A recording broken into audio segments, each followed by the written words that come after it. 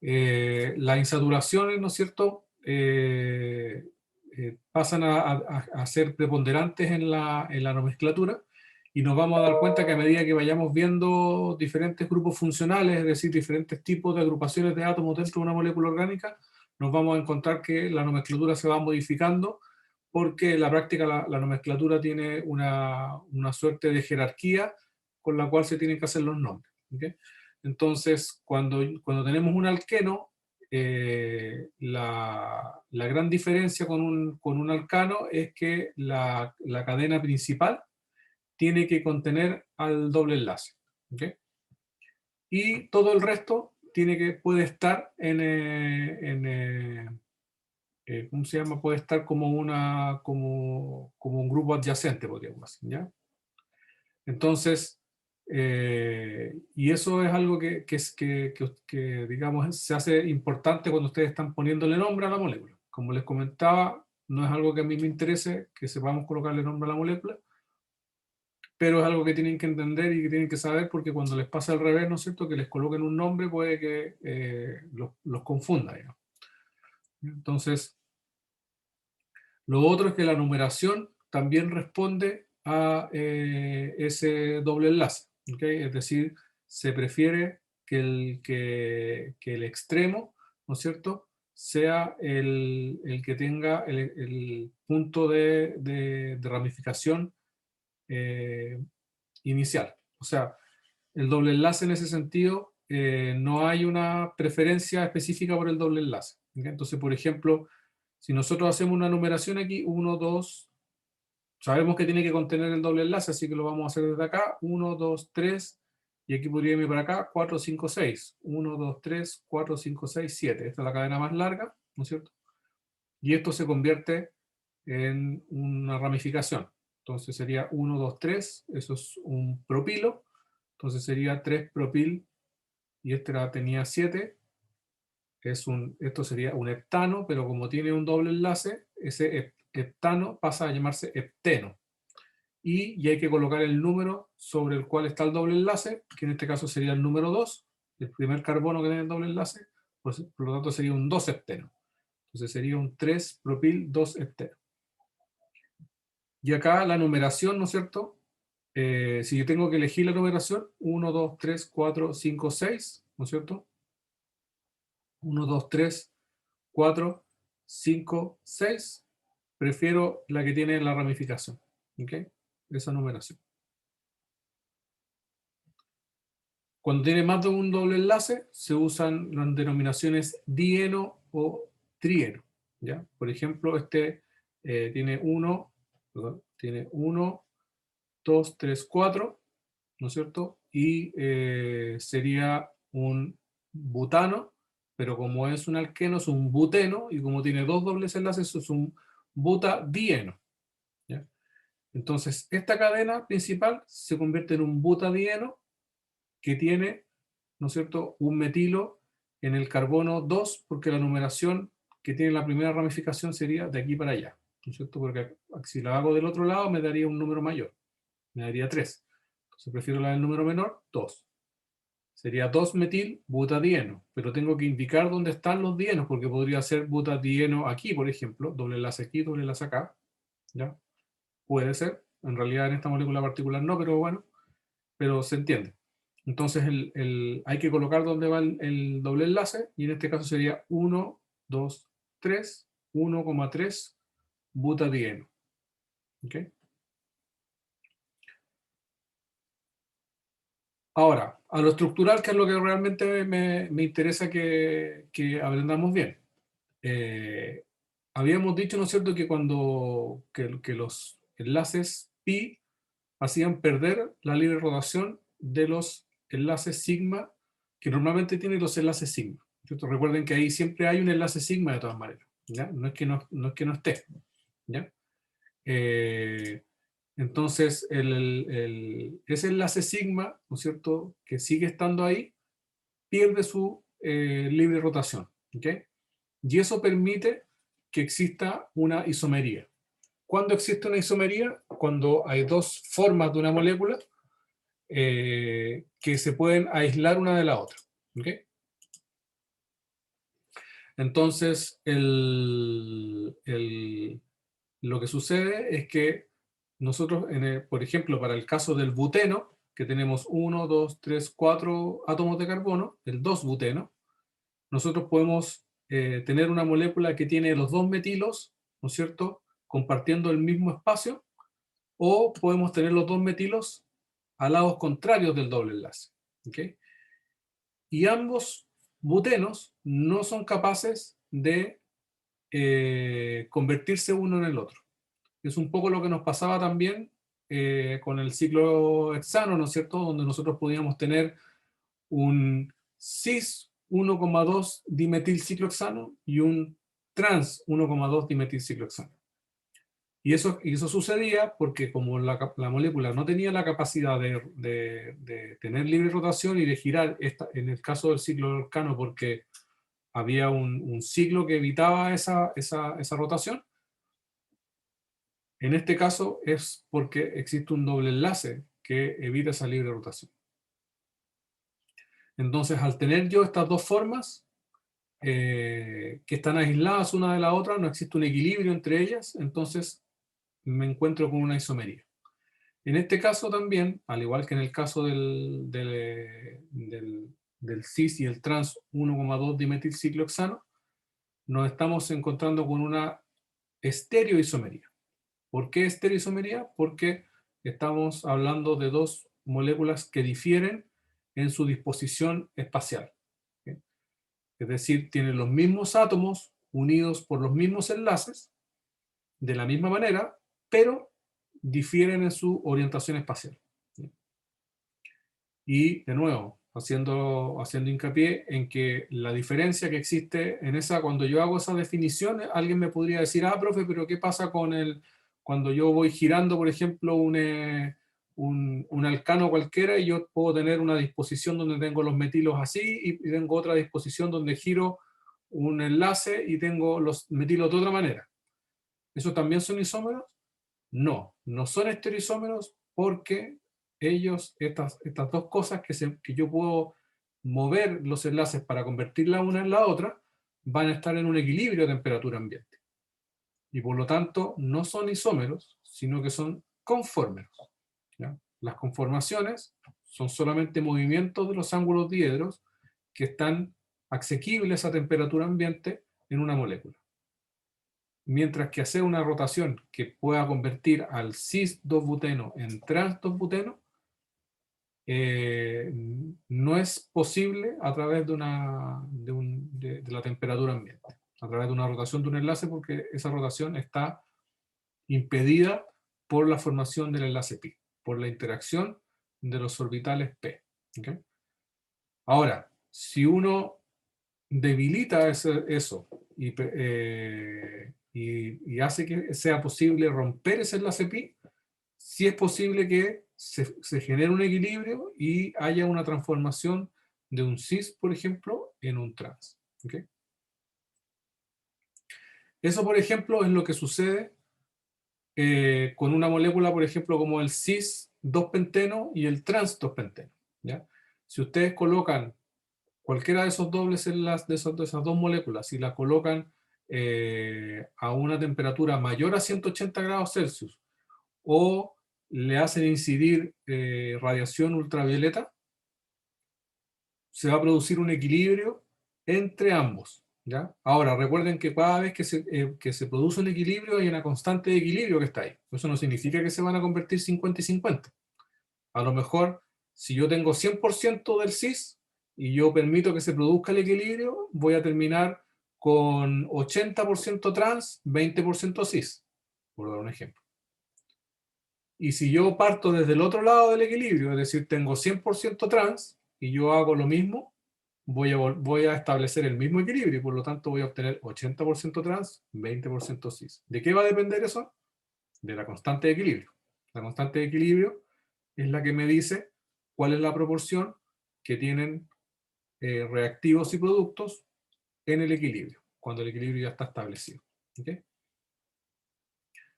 Normalmente, los isómeros trans son más estables que los isómeros cis. ¿Ya? ¿Por qué? Porque los isómeros trans tienen a los grupos alejados espacialmente en relación, cuando los comparamos, ¿no es cierto?, con los isómeros cis. Los isómeros cis tienen los grupos más cerca que los isómeros trans, ¿ya?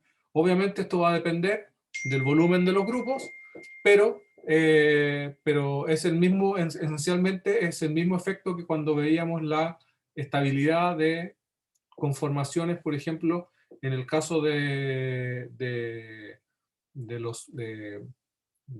las conformaciones de ciclo alcano, ¿no es cierto? Cuando decíamos que tener un grupo en una orientación axial era más estable que tenerlo en una orientación ecuatorial. ¿Okay?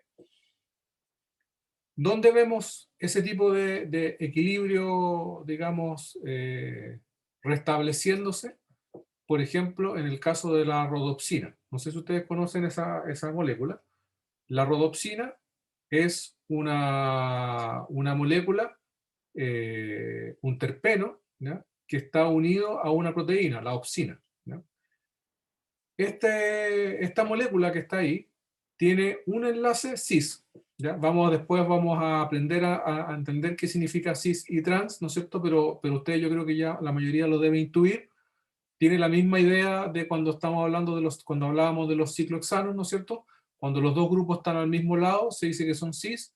Cuando los dos grupos están al lado contrario, se dice que son trans, ¿ya? Y esta molécula, ¿no es cierto?, la rodopsina, tiene uno de sus dobles enlaces, fíjense que tiene más de uno, con una orientación cis, ¿ya? Y cuando esta molécula se expone a la luz, ese doble enlace tiene un equilibrio con su forma trans, ¿ya? ¿De qué sirve esto? En la naturaleza, la rodopsina se utiliza como sensor en los ojos, ¿ya? Y lo que sucede es que cuando ustedes, ¿no es cierto?, están mirando algo, un fotón de luz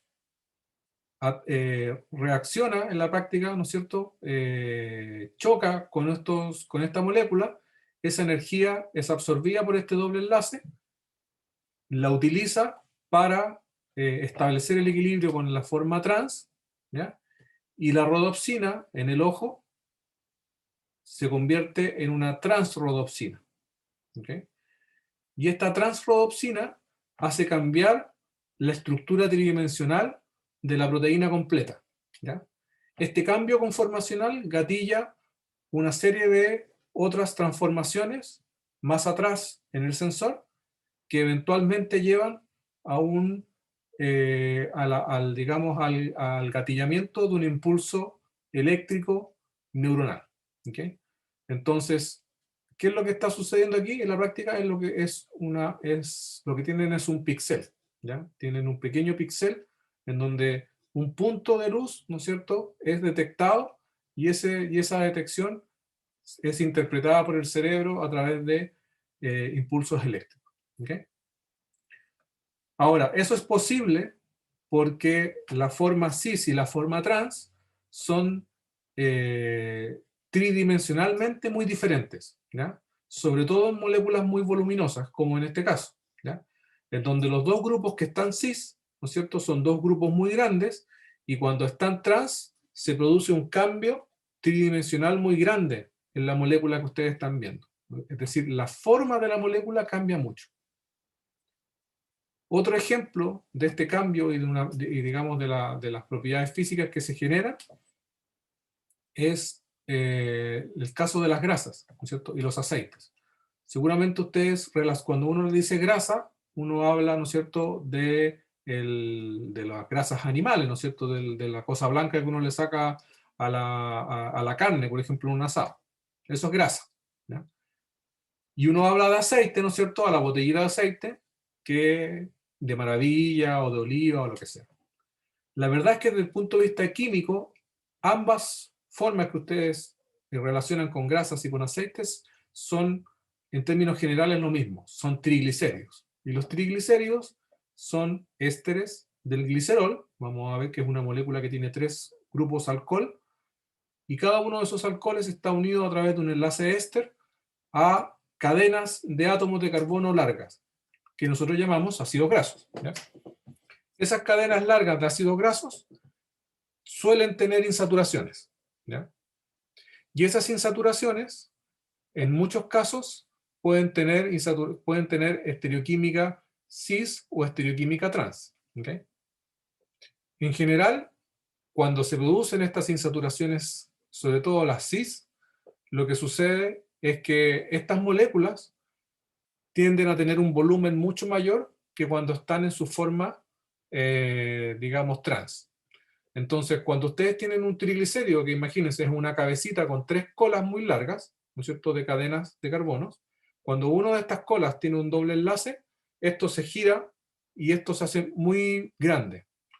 Cuando ustedes esto lo multiplican a nivel molecular, lo llevan a nivel macroscópico, y ustedes quieren hacer que esto, digamos, se junte, lo que va a suceder es que las moléculas que tienen formas más planas y formas más compactas tienden a formar estructuras macroscópicas también más compactas, ¿ya? Entonces, lo que sucede es que las grasas tienen una forma macroscópica más compacta y que en la práctica es sólida a temperatura ambiente, porque porque sus triglicéridos están hechos de ácidos grasos que están esencialmente o saturados completamente, es decir, no tienen ningún doble enlace, o los dobles enlaces que tienen están en su forma trans, ¿okay? Eso no es lo que sucede en los ácidos grasos y en los triglicéridos que ustedes sacan de fuentes vegetales, por ejemplo. Entonces, si ustedes le sacan los mismos triglicéridos que le sacan a un animal, se lo sacan por ejemplo, al girasol, ¿ya? ¿No es cierto? Ustedes van a obtener un aceite. Y va a ser un aceite líquido porque la gran mayoría de los ácidos grasos están insaturados y muchos de ellos están insaturados con dobles enlaces cis, ¿ya? Y eso los hace ser más voluminosos, pierden la capacidad de empaquetamiento y les cuesta mucho más ser sólidos, ¿ya? Pero esencialmente siguen siendo lo mismo, ¿okay? Eso es para que vayan entendiendo de que siempre hay una relación entre muchas veces lo microscópico, lo pequeño, lo molecular, con la actividad macroscópica o que nosotros podemos ver a simple vista, ¿okay? Ahora, sobre el tema del cis y el trans, tenemos que introducirnos a una parte de la nomenclatura que sí es importante que la manejen. Ahora no tanto para los dobles enlaces, la vamos a ver en este caso, la vamos a introducir con los dobles enlaces porque es un poco más simple, pero después la vamos a llevar a otro tipo de isomería en donde se hace un poquito más complejo y esta nomenclatura, más que tener una importancia en sí misma sobre la nomenclatura, nos va a permitir aprender a manejar mejor la tridimensionalidad de moléculas que tienen una estereoquímica mucho más compleja, y esa estereoquímica además es la que encontramos muy comúnmente en los sistemas biológicos, que es la isomería óptica, y para poder entenderla nos vamos a aprovechar de esta nomenclatura que se introdujo tanto para dobles enlaces como para isomería óptica, ¿ya? Esta nomenclatura se conoce como las reglas de Kahn-Igno-Liprello, ¿ya? Por los 3 tíos que la introdujeron y la propusieron, ¿ya? ¿Para qué se utiliza?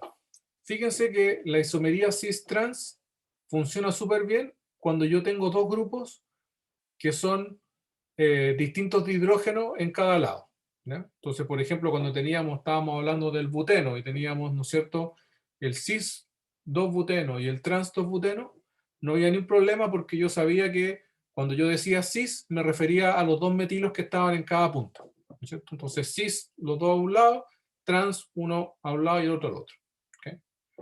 Pero, ¿qué pasa cuando los dobles enlaces son más complicados y tienen más grupos? ¿Ya? Por ejemplo, en esta molécula, ¿cuál es el cis y cuál es el trans? Alguien podría decir, yo creo que es el cis, porque el cis, en este caso el cis, tiene los dos halógenos al mismo lado, ¿ya? Pero alguien podría decir, no, profe, es el trans, porque el metilo es mucho más voluminoso que el bromo. Entonces yo tengo algo voluminoso aquí y tengo algo voluminoso acá. La verdad es que se hace ambiguo. Y cuando la nomenclatura, y si hay algo que la nomenclatura no puede ser, es ser ambigua, ¿ya? Entonces lo que se hace es que se hacen unas reglas para poder definir específicamente a qué nos referimos cuando hablamos de cis o de trans. Más específicamente, se deja de lado la nomenclatura cis-trans y se introduce una nomenclatura distinta que se llama Z o E, ¿ya? ¿Qué es lo que se hace? Se priorizan los grupos en cada uno de los carbonos que tienen el doble enlace. Yo me voy a uno de los carbonos, voy a tener dos grupos, me voy al otro carbono, voy a tener otros dos grupos.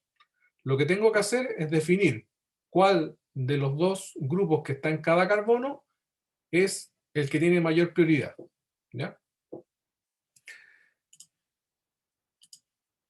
Entonces, por ejemplo, si yo tengo este carbono y aplicando las reglas me doy cuenta de que el que tiene mayor prioridad está aquí abajo, y cuando hago lo mismo en el carbono de al lado, también me da que el que tiene prioridad está al mismo lado, sería el equivalente a un cis, ¿no es cierto? Porque están los dos grupos importantes al mismo lado, y a ese le llamamos Z. Acuérdense de eso, de esa manera, cis-Z. ¿Okay? Y si el caso es el contrario, es decir, el que tiene mayor prioridad en un lado queda al contrario del que tiene la mayor prioridad al otro lado, entonces decimos que es el isómero E. ¿De dónde viene Z y dónde viene E? Viene de las palabras que significan eso, al mismo lado o a lados contrarios, en alemán, porque Kant y Librelo eran alemanes. ¿Ya? Entonces de ahí se utiliza esa nomenclatura.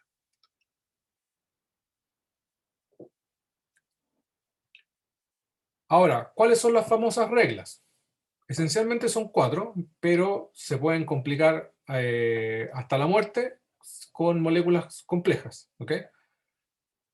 Si que nos vamos a ir tranquilamente, no vamos a trabajar, como les digo, la nomenclatura es un mundo, no vamos a entrar en el súper detalle del tema, pero sí hay reglas que son básicas. La primera,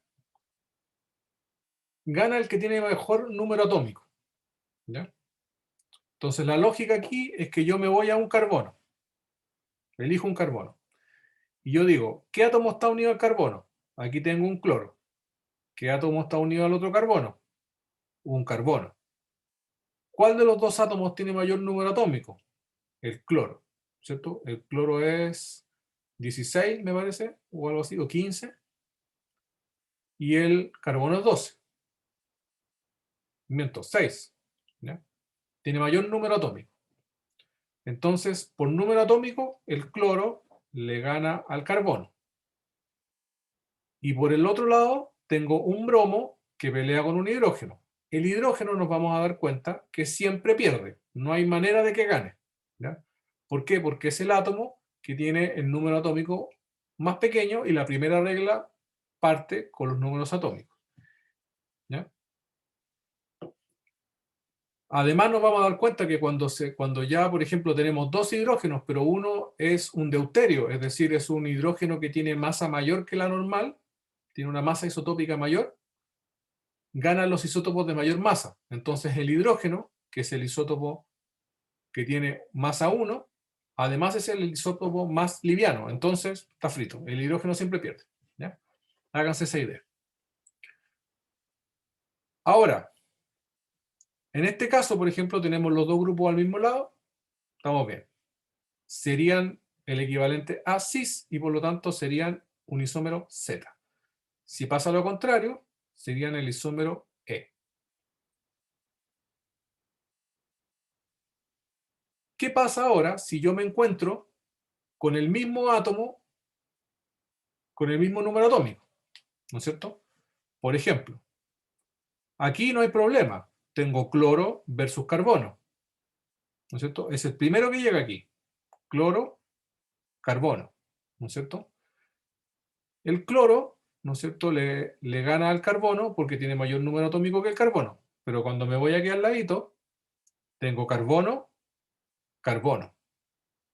Y aquí estoy frito. Cuando sucede eso, tengo que seguir al átomo siguiente.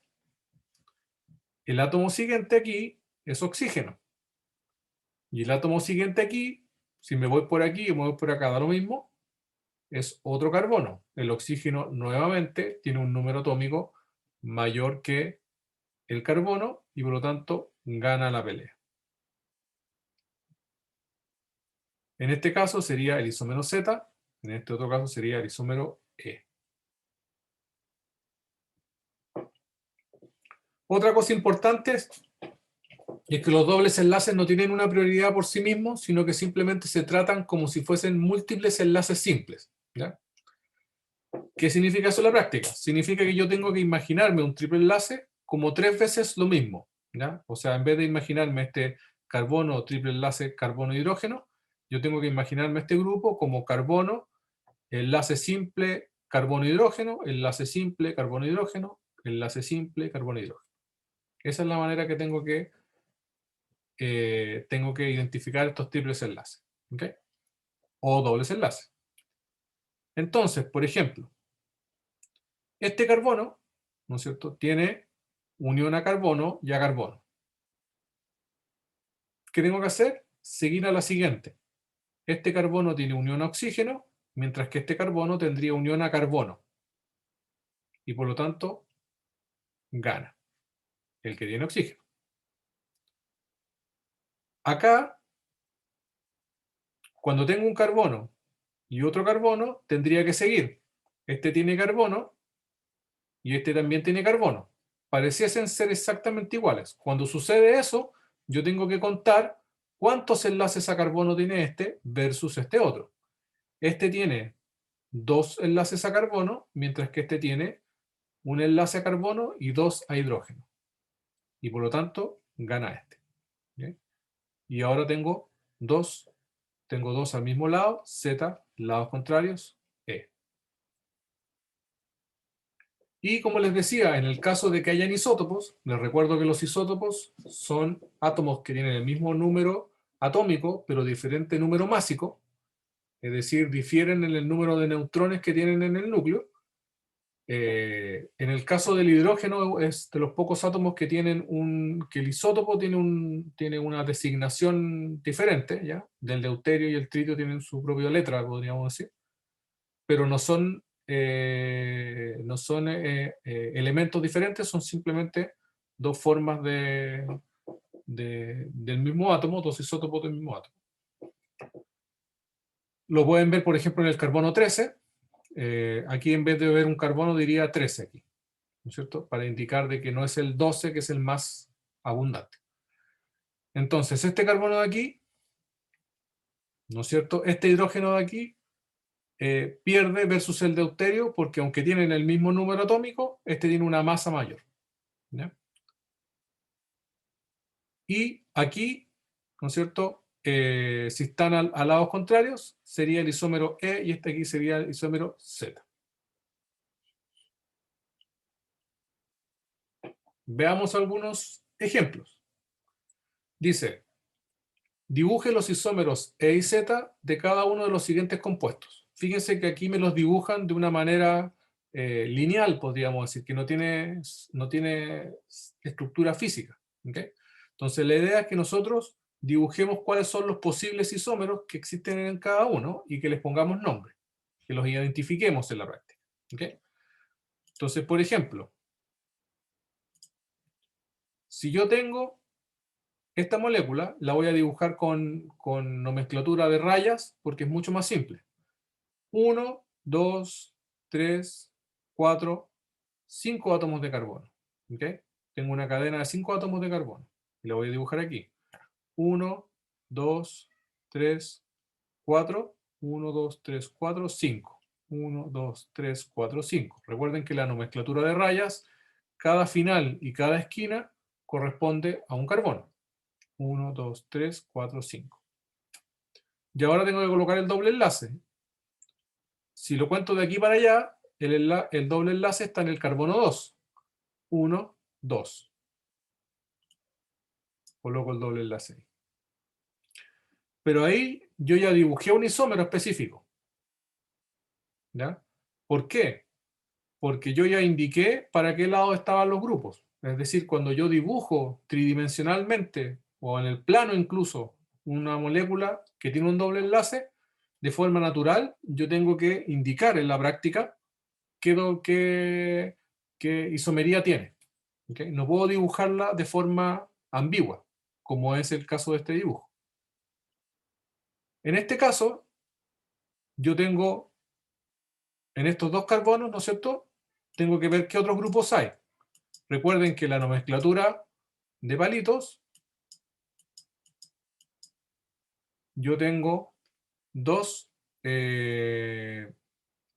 siempre voy a tener hidrógenos, los hidrógenos que necesiten cada carbono, que no están descritos directamente en el modelo. Entonces, en este caso, aquí me falta un hidrógeno, y en este caso me falta aquí otro hidrógeno. Cuando aplico las reglas, me doy cuenta de que tengo en este carbono un hidrógeno y un carbono. Cuando veo la otra, también tengo un hidrógeno y aquí un carbono que después está unido a otro carbono. Aquí gana este, ¿no es cierto? Versus este, porque el hidrógeno siempre pierde, y aquí gana este otro. Estos dos están a lados contrarios, por lo tanto, serían el equivalente a un trans, que se dice que es la letra E. Pero ¿cuál sería el isómero de eso? El isómero siempre va a ser aquel en donde yo mantengo uno de los lados y cambio el otro. Entonces, por ejemplo, si yo mantengo este lado de aquí y cambio este lado de acá, la molécula sería así. Los hidrógenos estarían aquí y aquí. En ese caso yo tendría este grupo, que yo ya sé que es el prioritario, al mismo lado del otro grupo, que yo también ya sé que es el prioritario, y este sería el isómero Z. ¿Okay? Y eso lo pueden ir haciendo con cualquiera de los grupos. Aquí voy a tener un etilo y un cloro, y aquí voy a tener un hidrógeno y un etilo. Vamos a hacer este para que lo tengan. 1, 2, 3, 4, 5, 6. La misma idea. 1, 2, 3, 4, 5, 6. Tenemos 1, 2, 3. Entre el carbono 3 y 4 está el doble enlace. 1, 2, 3. Y 4 está el doble enlace. Y el cloro está en el carbono 3. De nuevo, cuando lo dibujo en doble, cuando ya dibujo la estructura tridimensional, de forma natural, ¿no es cierto? Obtengo uno de los isómeros. ¿Cuál? Tengo que verificar las reglas. Cloro, carbono, gana el cloro. Y acá, carbono, hidrógeno, gana el carbono. Los dos grupos están, digamos, más importantes, están al lados, en los mismos lados, y por lo tanto serían cis, entre comillas, que se denota con una Z. ¿Okay? El otro isómero, ¿no es cierto?, sería aquel en donde muevo uno de los dos, dejando al otro. Puede ser cualquiera de los dos. Por ejemplo, podría ser este.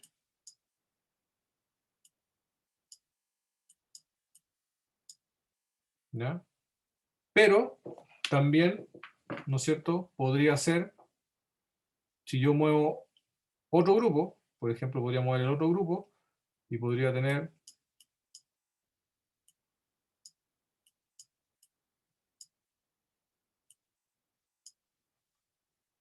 este es el E, y este también sería el E.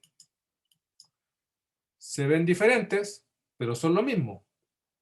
Si esta molécula yo la tomo en este eje y la doy vuelta así, se va a convertir en eso que está ahí. ¿Ya? Esto que está ahí es lo mismo que lo que está al otro lado. ¿Ya? Después vamos a empezar a trabajar un poco esto de la tridimensionalidad, y eso es precisamente una de las gracias de trabajar con la isomería, porque nos da una manera de poder empezar a manipular las moléculas orgánicas, que las veamos por arriba, por abajo, que las giremos, que las demos vuelta, y nos vamos a dar cuenta que los modelos que utilizamos para dibujarlas, ¿no es cierto?, tienden a engañarnos, porque no estamos viendo esa tridimensionalidad de forma directa, ¿ya? Entonces, dos moléculas dibujadas muy diferentes pueden ser perfectamente lo mismo, solamente que están vistas desde una perspectiva distinta. ¿Okay? Y por lo tanto es súper importante que se puedan manejar de esa manera. ¿Okay?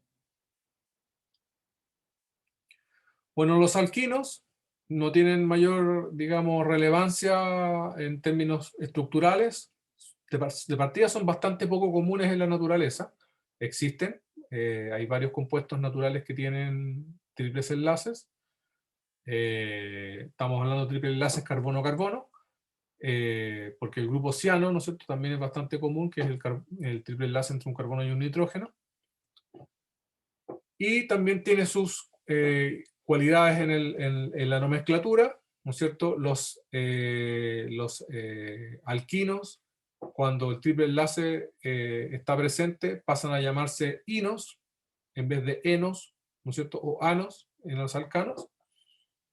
Y aunque no tienen la prioridad en la numeración. Esa es la única diferencia. Sofía, dime. Sí, profe, es que sabe que realmente no entendí los ejemplos que dio anteriormente. ¿Qué parte, eh? Eh, ¿Podría volver donde está la fórmula esquelética de los compuestos? Porque no entendí por qué los compuestos, según su, como la, si son principales o no, como por los lados, para ver si son cis, o sea, E o Z. Tú dices, ¿aquí? No, cuando dio los ejemplos ¿Ya? Ah, y teníamos que dibujar los isómeros, ¿por qué según su posición eran E o Z? Eso no entendí.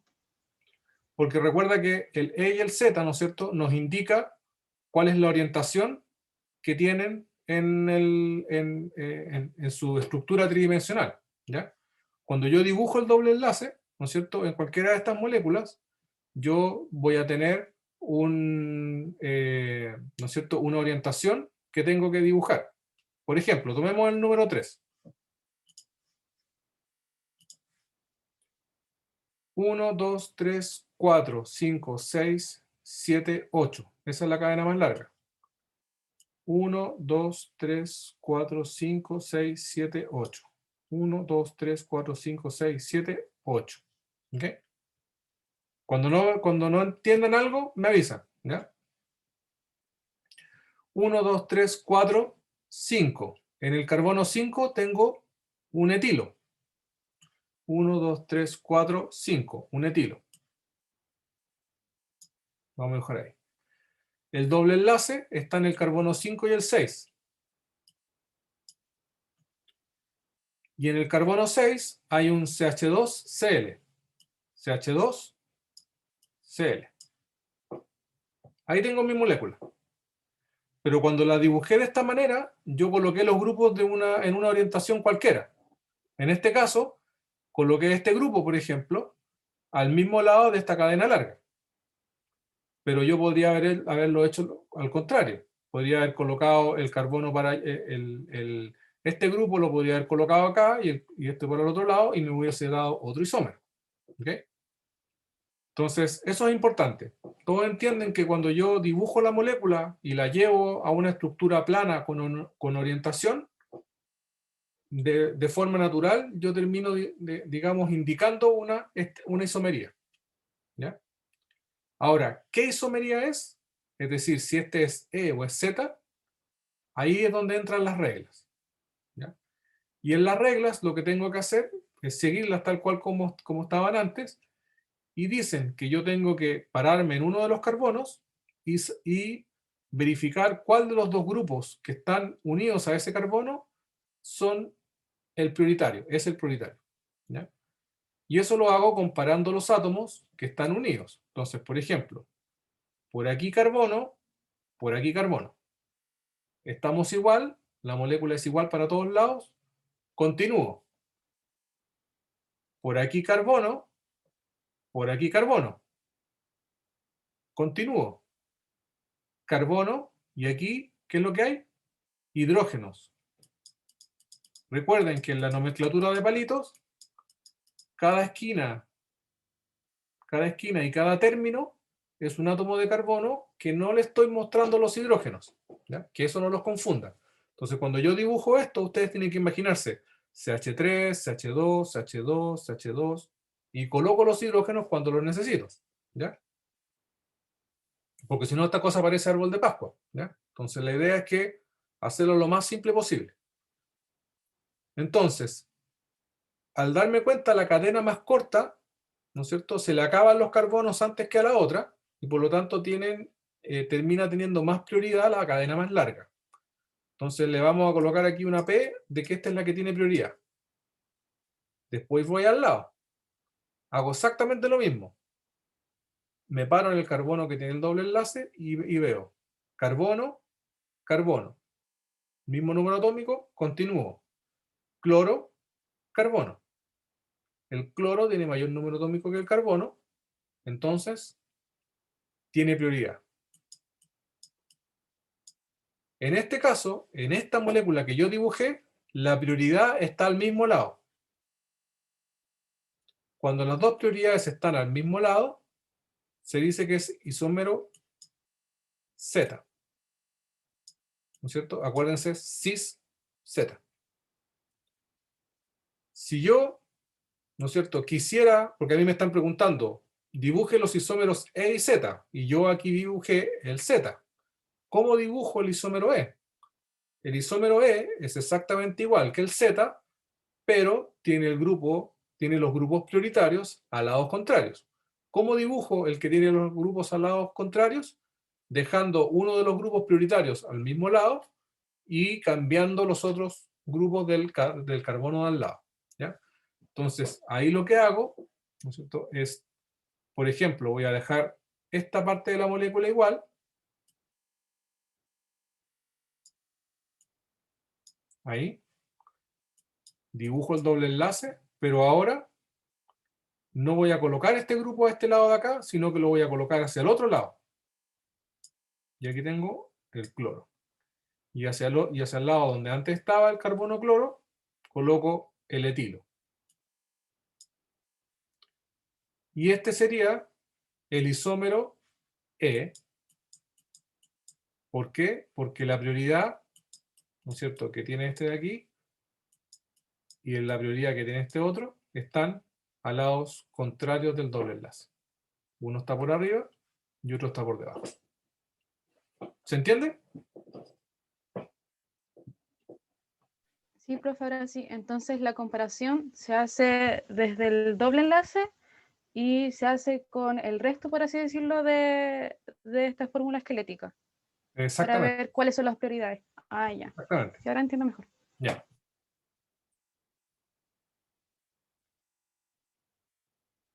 Bueno, a ver.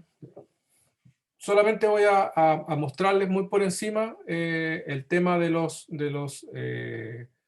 otros grupos funcionales que hay. Hay muchos grupos funcionales. Algunos son súper raros, otros son súper comunes.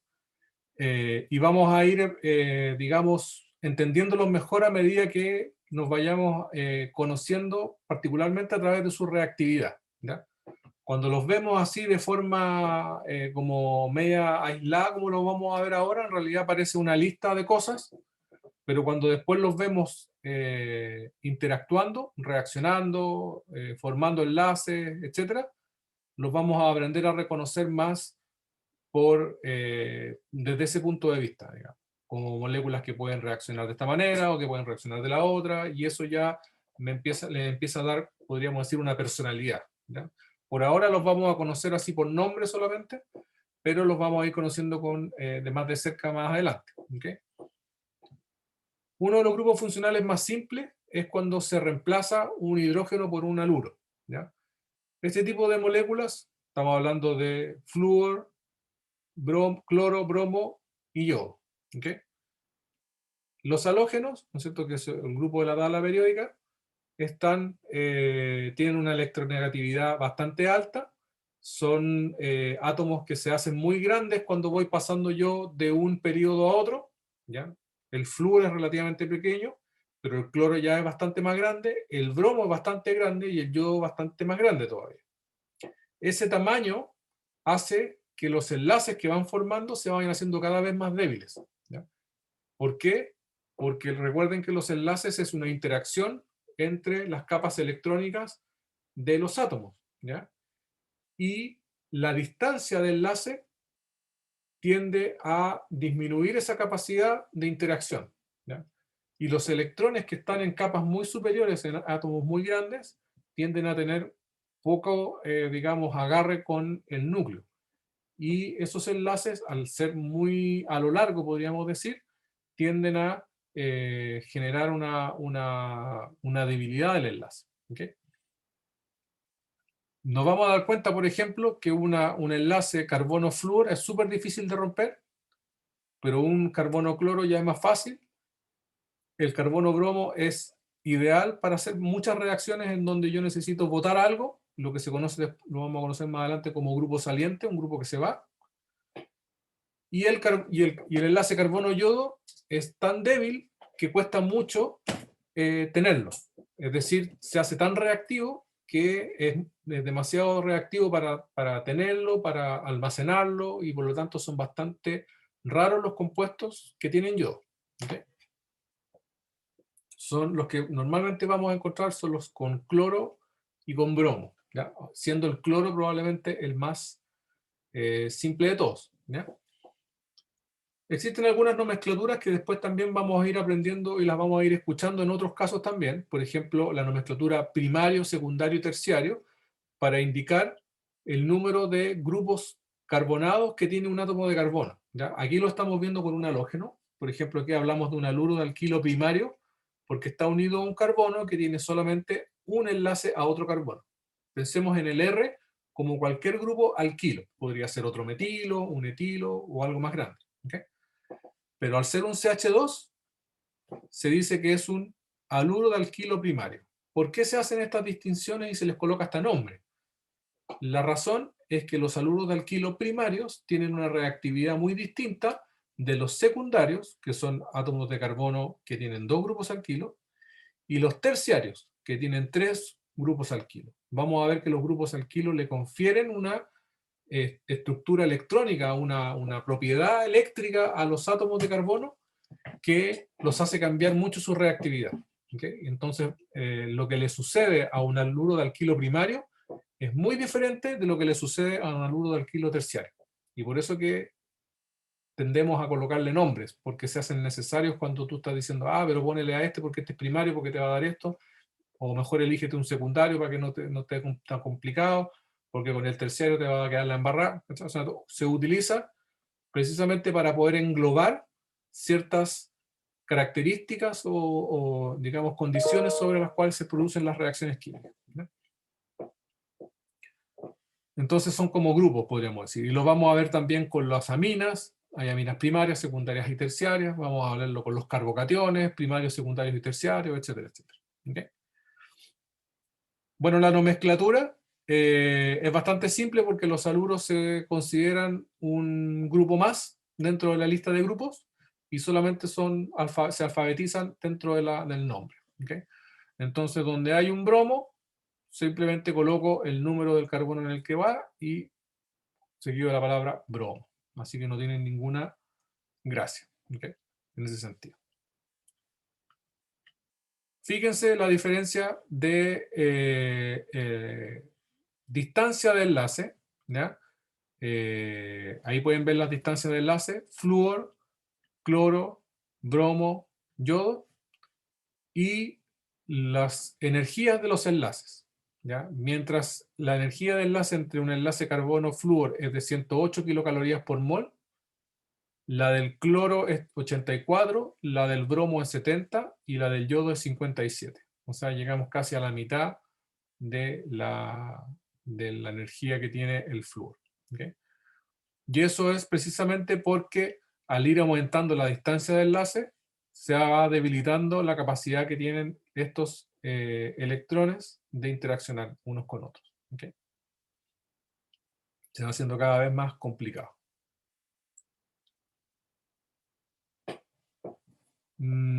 vamos a terminar con este nomás y después ya mañana podemos seguir. Los éteres también son otro grupo importante de grupos funcionales.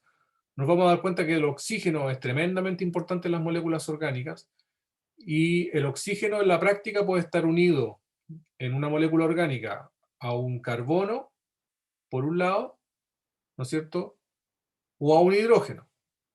Obviamente, si son dos hidrógenos sería la molécula de agua, pero en una molécula orgánica yo puedo tener, por ejemplo, un carbono y un hidrógeno. En ese caso estamos hablando de un alcohol, lo vamos a ver más adelante, pero si los dos enlaces son a carbono, y esos carbonos son carbonos sp3, es decir, los grupos se pueden considerar grupos alquilo, entonces se habla de un éter. ¿Okay? Por ejemplo, tengo un oxígeno que tiene un metilo, un CH3, y un etilo. ¿Ya? Eso es un éter. Entonces piensen en el éter como una especie de puente oxigenado. ¿Okay? Tengo una molécula orgánica que de repente tiene un puente entre un carbono y otro con un oxígeno. ¿Ya? Cuando los carbonos que están unidos a un oxígeno dejan de ser sp3 y son, por ejemplo, sp2, ya ahí el grupo funcional cambia, y lo vamos a ver más adelante qué grupos funcionales podrían ser eso. ¿Okay? Pero en términos generales, estos son los éteres. La nomenclatura de los éteres es muy particular de ellos. Normalmente los éteres pequeñitos se nombran de esta manera, se indica los dos grupos alquilo, ¿no es cierto?, antecedidos por éter. Éter, metil, etílico. O al revés, metil, etil, éter. Esa es la otra forma. Cuando los dos grupos son iguales, se hablan de di algo. Por ejemplo, si los dos son etilos, se habla del éter dietílico.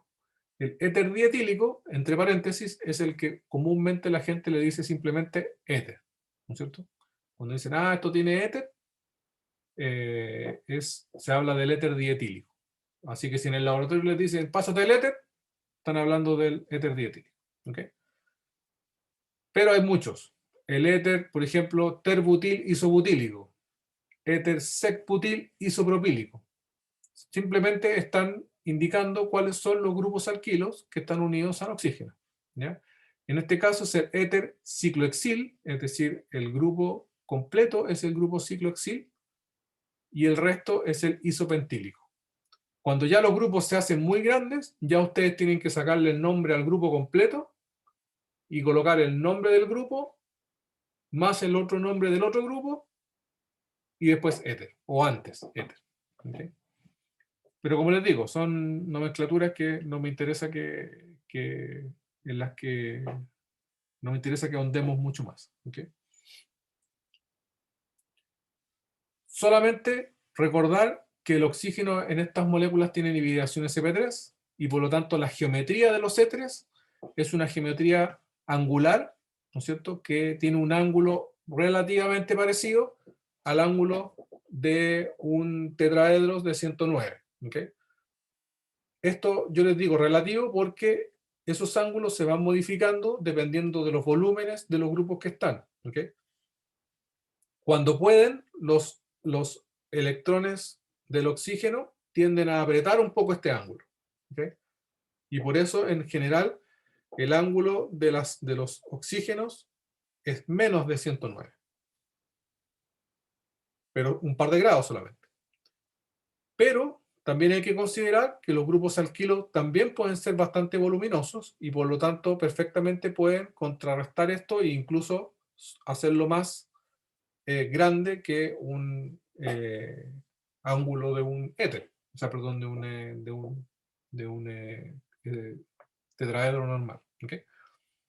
Pero siempre recordar de que los éteres no son lineales, es decir, no es un puente lineal entre un carbono y otro, sino que es un puente angulado que tiene el ángulo típico de los tetraedros. ¿Okay? Y que hay un par de electrones también por el otro lado ahí.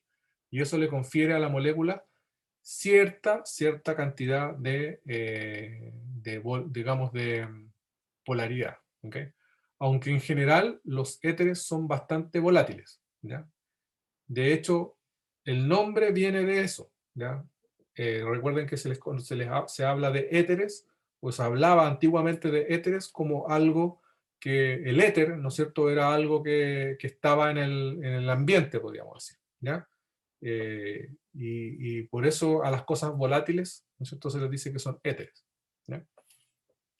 Y los éteres son bastante volátiles. De hecho, el éter es un disolvente con el cual hay que trabajar con mucho cuidado. Primero porque es tremendamente inflamable, primero, y segundo, porque tiene una presión de vapor muy alta. Recuerden lo que hablábamos en el laboratorio. Tiene una presión de vapor muy alta. Entonces, por ejemplo, el éter se utiliza con frecuencia para hacer extracciones líquido-líquido, que vamos a ver también en la parte experimental. Y las extracciones líquido-líquido se hacen juntando agua con el disolvente orgánico, ¿ya? El éter no es miscible con el agua. Es decir, cuando yo lo junto, van a generar dos fases, ¿ya? Entonces lo que se hace es que se juntan agua con otro líquido que no es miscible con el agua y se permite que interactúen. Y eso se hace en un embudo especial, ¿ya? Y normalmente se hace con cierto nivel de agitación. Si ustedes se van al chancho con la agitación o no abren relativamente rápido al tiro el embudo, y el embudo además no está en buenas condiciones, el éter siempre tiene la posibilidad de que tienda a hacer explosión, digamos, pero una explosión por presión de los materiales de vidrio. ¿Y por qué? Porque al tener una presión de vapor y uno al agitarlo le entrega energía cinética, y se puede, digamos, romper un material de vidrio, ¿ya? Y tuve un compañero en la U que en una época más de verano en Santiago estaba haciendo una extracción líquido-líquido con éter, y no sé si se le quedó ahí o le hizo mucho, lo que sea. Hacía mucho calor también y no aguantó el balón y ¡pah!, se rompió y se cortó y qué sé yo, ¿no? Así que el éter igual es complicado. Además, los éteres tienden, con el tiempo, al muy largo plazo, tienden a formar peróxidos, ¿ya? Es decir, reaccionan con el oxígeno y tienden a formar enlaces oxígeno-oxígeno, ¿ya? Y los peróxidos son explosivos, ¿ya? Entonces, imagínense que la combinación entre un explosivo y algo que además es inflamable es muy complicada, ¿ya? Entonces, los peróxidos se pueden formar en botellas de éteres que han estado guardadas por mucho tiempo, normalmente muchos años, y tienen la posibilidad de que y se juntan donde hay aire, es decir, en la parte que quedó arriba, normalmente las botellas que están abiertas, y cuando uno las abre, si había mucho de eso y uno las abre con mucha fuerza, esa fricción puede hacer que detone la parte explosiva del peróxido y termine en una bola digamos, de fuego, porque el éter rápidamente se enciende y al ser muy volátil, ¿no es cierto?, salta para todos lados y es horrible, ¿ya? Así que es un disolvente que hay que tener mucho cuidado de utilizar en el laboratorio, ¿okay? Profe, Dígame. ¿a usted le ha tocado ver un accidente de esas características? Así como usted dijo recién.